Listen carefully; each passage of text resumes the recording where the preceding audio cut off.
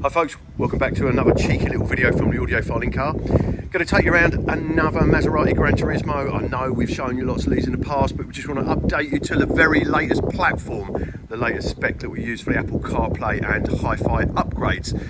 Really popular for us, we love doing them, we've really got it cracked now. This car came in with basic audio, it means it has no subwoofer, no amplifier, no Bose or anything like that.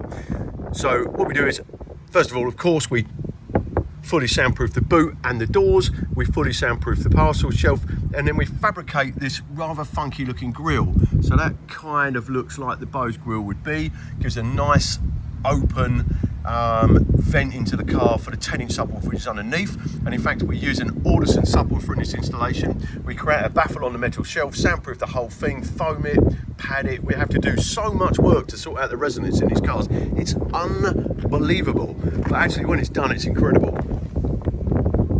I mean, that is just like completely solid. Inside, we're using a set of Audison Voce front components, some of our favourites. They're not the most expensive speakers in the world, but they are extremely good value and they work really, really well if fitted correctly. So we've built some really solid hardwood baffles in those front doors. That's hardwood construction ply. The doors are completely sealed. We create a new membrane in these using soundproofing. The tweeter is flushed in the grille on the top. You can't use the original grille, it's too restrictive and too small. So that's where the tweeter sits.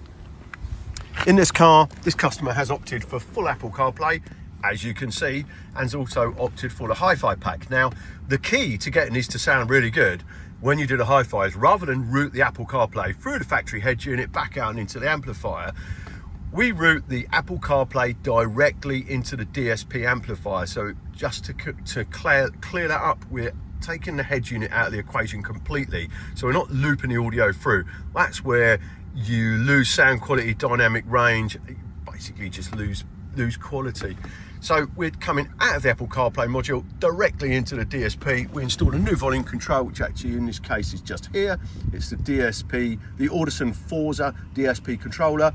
That gives us a volume control. If I press it, it turns to subwoofer level control. If I press it again, it gives us our time alignment position. So we've set up 2 time alignment curves, one for driver, one for neutral. Pretty standard stuff. We do this in all the installations. So Apple CarPlay routed straight into the Audison amplifier. It's a DSP amp, so we've time aligned the front end.